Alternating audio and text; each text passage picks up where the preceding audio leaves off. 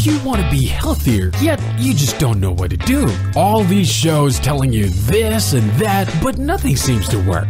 Well, listen close. Golden State Media Concepts has got something great for you. The Health and Wellness Podcast dedicated to workout trends, healthy eating habits, diet, and everything about healthy living. Join us in our banters as we help you not just live life to the fullest, but live it to the healthiest.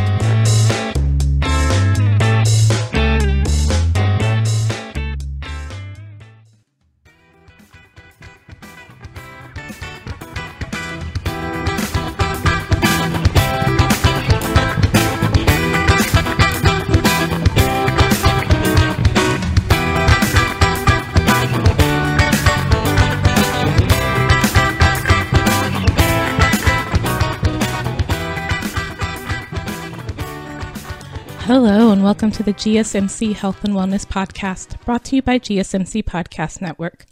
I'm your host, Staci, and today we're talking about something we mentioned a little bit on a previous episode, which is mindfulness. I think I might have mentioned in that episode that mindfulness and or meditation is something that I struggle with. I've had a hard time. I've tried to do it a couple of different ways and have never really been able to do it outside of the end of a yoga class where the teacher sort of walks you through it and you just sort of rest in corpse pose for a bit. And then I kind of actually fall asleep 9 out of 10 times. So maybe that's really what I preferred, was the sleeping more so than the meditation part.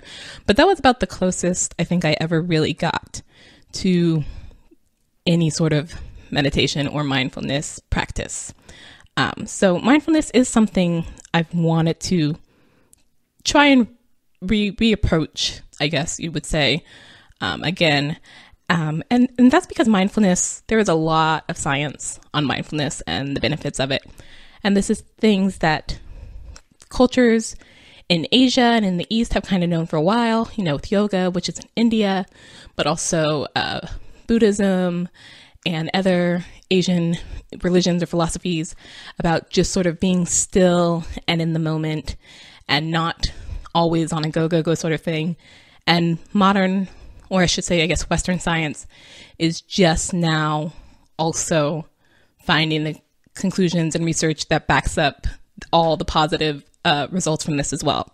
So this has really been sort of a buzzword in the past decade or so, and it's just now coming up into mainstream knowledge.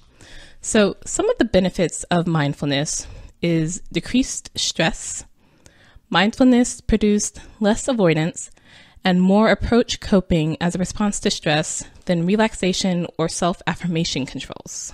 And I think for most people, that is a major point of why they would try and do mindfulness, is more so for their stress than anything else, even if it's just in that moment as you're trying to practice mindfulness, not being stressed in that moment, but also the more longer term results that can come from that, of being able to deal with stress better or not have it affect you as much, even if it's not in a moment when you can do whatever your mindfulness practice is. But just by having a regular mindfulness practice, it allows you to have a better response to stress. It also enhances your ability to deal with illness. That's not that it enhances your ability to sort of get rid of the illness, but that it can help make your symptoms more manageable. It can also decrease depressive symptoms. Mindfulness was found to decrease depressive symptoms, anxiety, and stress in college students, as well as increasing self-compassion when compared with yoga alone. Mindfulness supposedly provides the tools needed to step back from intense negative emotions, identify with them, and accept them instead of fighting them. And I know for a lot of people, especially in college, that sort of age group struggles with this a lot, but all people can in general, just depressive symptoms, and it feels sort of hard to not be self-judging at that point. So any sort of tool that can get you past that is probably really good. Mindfulness is actually also really good just for your regular health in general, just your sort of basic health, I guess you should say, in that practicing mindfulness can enhance or increase multiple behaviors related to general health, like getting regular health checkups, being physically active, using seatbelts, and avoiding nicotine and alcohol. It's also been positively linked with lower blood pressure, especially when the practitioner is skilled in non-judging and non-reactivity, and significantly greater reduction in body dissatisfaction, body shame, and contingent self-worth based on appearance, as well as greater gains in self-compassion and body appreciation. And I mean, that all kind of makes sense in the same way. I remember seeing sort of thing that I think it's one of Michael Pollan's books, if you want to be the type of person who takes vitamins and then just skip the vitamins, because the type of people who tend to take vitamins just tend to be healthier in general, because along with vitamins, they're doing more healthy behaviors.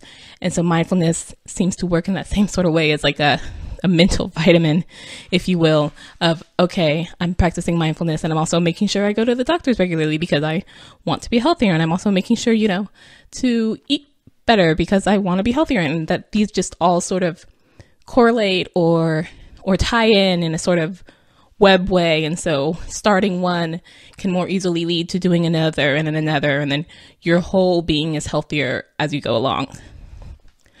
Mindfulness can also lead to reduced rumination. And that is one of the biggest ones for me, just because usually for negative things, sometimes maybe for positive, but almost always I think for negative things, I'll just sort of get stuck on it. And even though I know I shouldn't keep thinking of it because there's not really anything I can do about it, it's in the past, or it's not really a situation I have control over that I can really make a change for, I'll still just keep thinking about it and I can't get it out of my head, and it just keeps going over and over and over again. So that is a big one for me. If mindfulness can really sort of reduce my likelihood of doing that would be great, because it's not helpful really to continue thinking, unless like it was, a problem I was trying to solve and the rumination actually did manage to get me to a solution. That would be great.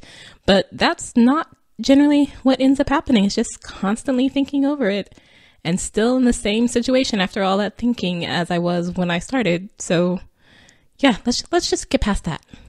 Mindfulness has also been shown to increase focus, and research has suggested that meditation groups had significantly better performance on all measures of attention and had higher self-reported mindfulness as well. Mindfulness meditation practice and self-reported mindfulness were correlated directly with cognitive flexibility and attentional functioning, which would be great, I think, just for pretty much everyone, and just everyone probably, because there's a lot of times where I'm like, I don't know what I was thinking of, but I somehow missed what just happened or what you just said, or I feel I was here and yet I wasn't really here somehow. Can you repeat that? I'm sorry. And I think a lot of people have that, where it's just like my brain is off somewhere else entirely and I'm not quite sure how to get it back. How do I focus? Mindfulness is also shown to enhance self-insight, morality, intuition, and fear modulation, which I get for sort of the first and the last of those, but the middle ones are a little confusing. I totally get why mindfulness would enhance self-insight.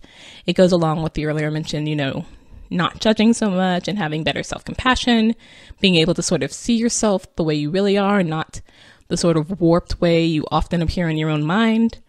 And I get why fear modulation would also be affected by that, in the same way of being able to, take a moment and really see the situation as it is and not, again, as your mind is completely blowing it out the water to be. But also morality and intuition, two things you wouldn't normally think were A, things you could really improve, but B, things that were just sort of mind and not character or born with it or emotional as well. So that's very interesting that mindfulness has an effect on that. And actually, in a 2015 Central Michigan University study, participants listened to either a mindfulness or a control audio, and those who listened to the mindfulness meditation had an increase in state mindfulness and a decrease in implicit race and age bias, which is quite amazing that even something as simple as just mindfulness audio can decrease biases in people to the point where you're like, why don't we all have mindfulness? Why isn't this like a mandated part of the workday or school day or something? Like, we all just have to take a 15-minute mindfulness break twice a day or something. This is legally required. Or it seems like a lot would be helped if we all could just be more mindful. So we're going to take a short break, and then when we come back, we're going to talk about how to start being mindful and or meditating. Stay tuned. Still on the search of that one true love? On the limbo in this crazy world of dating, marriage, relationships? Well, listen to the Golden State Media Concepts Relationship Podcast, your one-stop podcast for everything about relationships.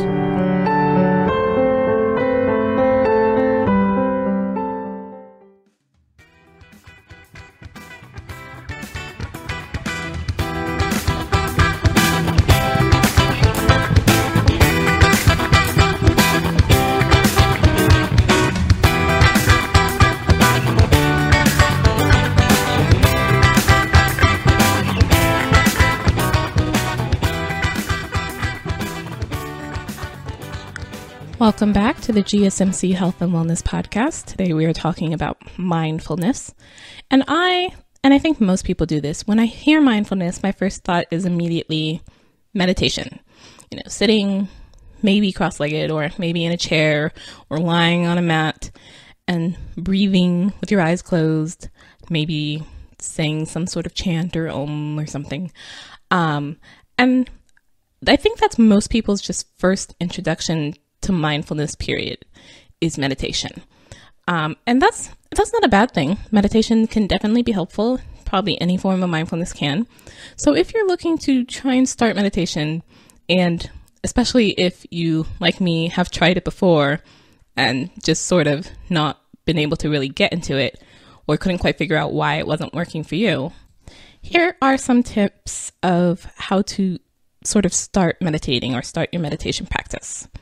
So the first tip, and this is really helpful, I think, is to think of the benefits of meditation as a reward rather than thinking of meditation as something you have to force yourself to do. I know this works for some people. Haven't yet been able to do it for myself, but some people who can think of exercise this way and think of it as, oh, I'm going to feel so great when I get done with that workout and not I have to seriously force myself to slog through 20, 30 an hour of whatever this painful torture is. Please don't think about mindfulness that way. That will not help you improve your meditation practice. But rather, if you think about meditation as a way to sort of give yourself all those benefits we talked about before the break, that can be something to put it in a sort of positive frame in your mind. And so therefore, it's not as hard for you to start it or to maintain a meditation practice if it's something you look forward to because you're excited or enjoy the benefits that come with it. Another tip is to give yourself permission to fail, which feels almost in the exact reverse of the first tip, but also really important, which is don't be so perfectionist about it, I guess. That it's not, oh, I have to get it this one time, and if I didn't quite get in the first thing, well, that means it's not for me. That there are definitely different ways to do mindfulness and definitely different ways even just to do meditation itself. And that if the first way doesn't work for you, well, maybe that's just that way and it's not meditation as a whole, but just this form of meditation, and you need a different form of meditation in order for it to work for you. In the same way, every time as you're meditating, if you get lost or find yourself having a hard time to focus, don't get mad at yourself. Just begin again. And that's a main thing of mindfulness, is just sort of recognize that your thoughts have gone off, go, oh, yeah, there they went, and come back. And don't be judgmental or harsh on yourself, but just get back into it as soon as you can. And if you're sitting there listening going, well, I get about the getting lost part, but I'm not sure about the forms of meditation. What does she mean? Isn't it all just sitting and breathing? No, actually, not quite. But we will actually talk about different forms of meditation and mindfulness a bit later, so stay tuned for that. But another tip for starting meditation just in general would be adopt an attitude of dailyish. So this goes along with the not being hard on yourself. If you don't meditate every day, that's okay. That's fine. Life happens. Always happens, especially when you really don't want it to. That's understandable. Just don't make it I couldn't do it this one day, so I just can't do it. That's a proof that if I was really meant to meditate, I would have found a way. And don't be harsh on yourself if you miss a day like you're a failure. That's not the case. Just having this idea of, I'd like to do it every day, but if I can't, I'll get back to it as soon as I possibly can. So if I can't do it today, then I'll do it tomorrow. And if I can't do it today and tomorrow, then I will most definitely do it the day after. But not taking it as a one missed day ruins everything sort of attitude. In the same way also, don't take it as a must do for enter amount of time here. Again, life happens. You may actually happen to be really busy on one day, and you may not be able to do the full 10, 20, 30, however many minutes you aim to do. And if it's okay, if you can only do half that or 1/10 that day, that's also fine. So if your normal meditation time is for 20 minutes, but you're really busy, you've got 1,001 things to do today, if you can only do 5 minutes or 2 minutes, that's better than nothing. So by all means, go ahead and do that. Just allow yourself to do as much as you can, and don't hold yourself to a strict standard of I have to do this or else I'm a failure. Likewise, or I guess not likewise, but if you want the help, if you're like, that's great, but you giving me this, right to sort of not do it on some days or to do it less on days, my self-conscious, or my subconscious, I should say, will totally take advantage of that. And I might not actually do it ever, which I sometimes do a lot, especially with exercising. Really, just the gym. Nope. But it can help to make yourself accountable to others. And I believe we mentioned this on the episode about hobbies, of sort of scheduling time. And it helps to schedule time if your hobby is something you do with other people, even if it's just a friend or a team, that by having that scheduled thing with someone else, you're now held accountable, because if you skip out, you're not just hurting yourself, but you're hurting that other person or persons. So having a supportive meditation community, or simply a place to go, can help you establish the habit, much like a scheduled fitness class. And I'm sure there actually are some gyms that have meditation classes. So if that's something you feel you really need in order to make this a good habit, by all means, please go ahead and do that. Like, whatever you need to do to establish the habit or to maintain the habit, do that. Like, the benefits of mindfulness sound so amazing that it's probably worth whatever small amount of work would be needed to create this habit of doing it regularly, and to not be hard on yourself, especially for what mindfulness is supposed to teach you, or teach you, help you to develop regarding self-compassion and non-judgment. To not be hard on yourself when something happens and it throws off your schedule, or it throws off your routine, or you find yourself just struggling that day to really focus or to not focus. What are you doing? Depending on your meditation practice, to either focus on a thing or not focus on anything whatsoever, just to be there. But that's throwing off your practice, to just accept that that's the case at that moment or that day, and that that's not the case always, and to come back the next moment or tomorrow or next week or whenever you can. But just to always make sure to give yourself that time and that space and that energy even. Because even though most forms of meditation don't seem that sort of tiring or energy sucking, but the benefits of it are so great that you want to put in some energy in order to make sure you absolutely do get those out. That taking whatever you need to do to ensure that you have a safe, regular, healthy meditation practice is totally worth it. And if that means, putting a sign on your door to tell your family of, hey, from 5:30 to 6 or whatever, I'm not in, don't bother me, pretend I'm not here for this small amount of time so that you can have that time to maintain your practice. Whatever it is that you need to do in order to do that is probably well worth the benefits that mindfulness can give you if you do it as a regular practice. Just saying. So we're going to take another short break. And when we come back, we're going to talk about some non-meditation forms of mindfulness. So stay tuned. We'll be right back. Tired of searching the vast jungle of podcasts? Now listen close and hear this out. There's a podcast network that covers just about everything that you've been searching. Hey! The Golden State Media Concepts Podcast Network is here. Nothing less than a podcast bliss with endless hours of podcast coverage.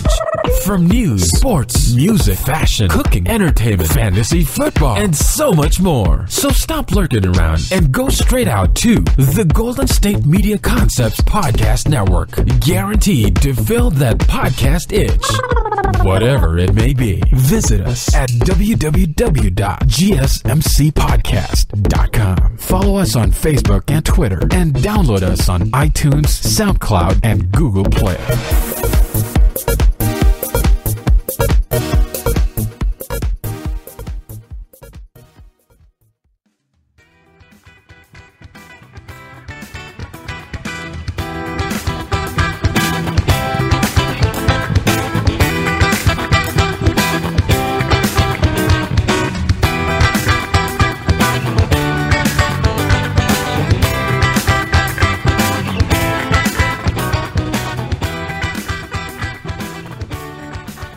Welcome back to the GSMC Health and Wellness Podcast. Today we're talking about mindfulness.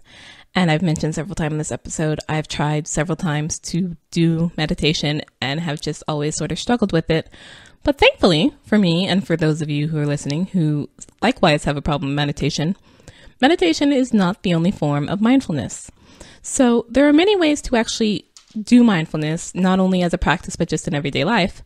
But if you are trying to set up mindfulness as a regular practice, as something that you do at a specific time or a specific day, or just something that you do regularly, intentionally, there are some things that you want to keep in mind when trying to do that.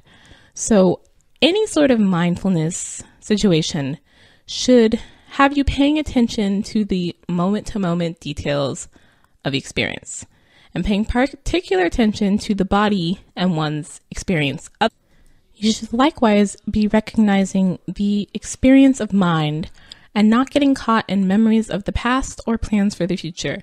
So your mindfulness practice is not the time to be thinking about what you're going to have for dinner tomorrow, or all the appointments you have tomorrow, or, how great it was 2, 5, 10 years ago or whatever, but that rather in that moment specifically, what is going on in that moment, and not thinking of any other time.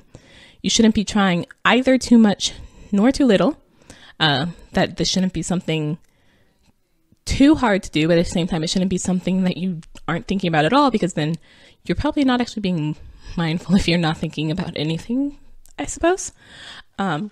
You want to be letting go of distractions and paying attention to the present moment and noticing one's experience without judging it. And I think for a lot of people, that's especially hard, is to be there, A, without getting distracted, and B, without judging. One or the other, or both of those, always sort of seems to come up.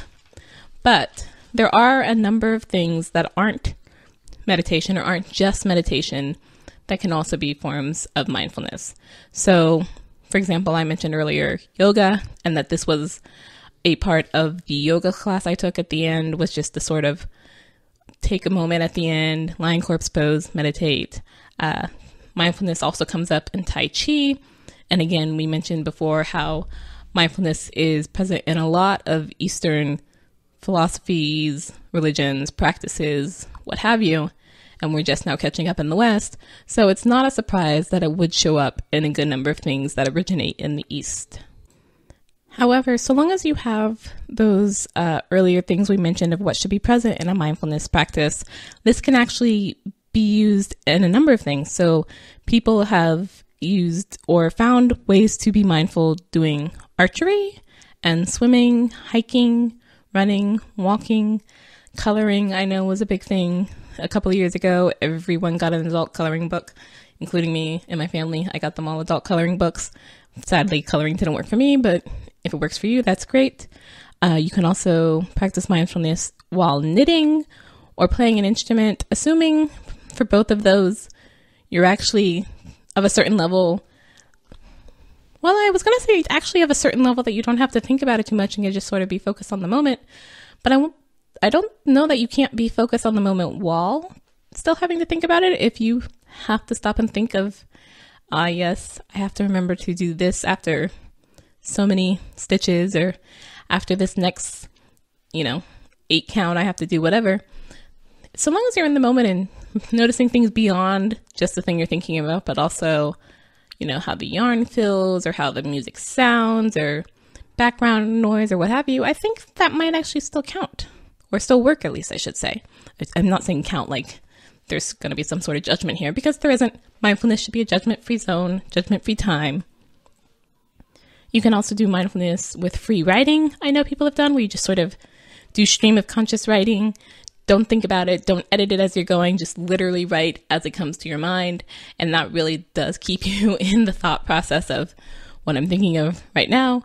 Oh, hey, there's that butterfly on the window. Oh, I really need to clean those windows. Oh, do I even have window clean? And just sort of going off on really random tangents that you normally wouldn't think of when you're actually sitting down and writing, but that this can be a way to just get yourself into this one spot in your head where you are noticing things. Other forms of mindfulness can be different hobbies like photography, or actually you can do mindfulness in a number of just different daily activities that don't seem particularly special at first, but are actually very good for taking the moment to be mindful. So for example, making the bed. If you regularly make your bed in the morning and are mindful during that, that can be your mindful routine, but it also helps to sort of set off a chain reaction of task completion that can propel you through your to-do list. If you normally drink coffee or tea in the morning, just sort of creating a coffee tea ritual where you take the time to really savor the flavors and aromas of the drink, letting your brain wake up without the stresses of a work emergency or an anxiety-inducing headline or what have you. This one probably everyone should be practicing just in general, which is to stand, stretch, and move. I believe you are supposed to be doing that depending on who you ask, 20 minutes to an hour. But just making a point to check in with your body every so often and get moving. And that small breaks not only increase productivity a bit, sort of like pushing a reset button, but they also encourage you to treat your body with respect. And I know we all sit probably way more than we should. So I definitely myself also need to establish a get up and move, stretch routine. But you can do that with mindfulness as well. You can eat lunch mindfully. So they suggest that you leave behind your phone and eat anywhere but your desk. Don't do this a work lunch. Don't do a working through lunch. Don't just shovel in food as you're focusing on something else, but rather taking the time to simply savor the food in front of you without trying to multitask and without being distracted by your phone. You can likewise be mindful while cooking dinner, especially if cooking is something you actually like to do. I don't, so that might not work for me. You can be mindful while reconnecting with your family if you have a routine of eating dinner as a family or family game night or whatever, while listening closely when people speak. And you can do this both with your family and just with others, but actually really paying attention when a person speaks and not doing that thing we all now do where we just sort of are waiting for our turn to get in our 2 cents. You can be mindful while showering or brushing your teeth. Any sort of routine thing you do during the day can be a good chance to just sort of check in. How do you feel? What's going on in this moment, etc. While washing the dishes, washing the car, folding the laundry, etc. And you can also create a bedtime ritual for yourself. So rituals, just in general, can be helpful because they sort of tell the brain, aha, yes, I'm doing this thing I always do at such a time or before such a thing, so I know what's coming next. So a bedtime ritual can help signal to the brain that it's time to slow down and relax. And so it helps your brain to sort of turn off when you're about to go to sleep or go to bed and not constantly be running and running as you're trying to sleep. So I hope you found those tips, tricks, what have you, somewhat helpful as you go forward and either maintain a mindfulness practice or set up a whole new one in the coming days, weeks, months, whenever you're listening to this, hopefully in the near future. And just remember that mindfulness should always be a sort of judgment-free thing. So don't be too upset if the first thing doesn't work for you. Just find something else to do or tweak it a bit until you do find the practice that helps you. And on that note, we'll end for today. We'll see you next time on the GSMC Health and Wellness Podcast. You've been listening to the Golden State Media Concepts Health and Wellness Podcast, part of the Golden State Media Concepts Podcast Network. You can find this show and others like it at www.gsmcpodcast.com. Download our podcast on iTunes, Stitcher, SoundCloud, and Google Play. Just type in GSMC to find all the shows from the Golden State Media Concepts Podcast Network, from movies to music, from sports to entertainment, and even weird news. You can also follow us on Twitter and on Facebook. Thank you, and we hope you have enjoyed today's program.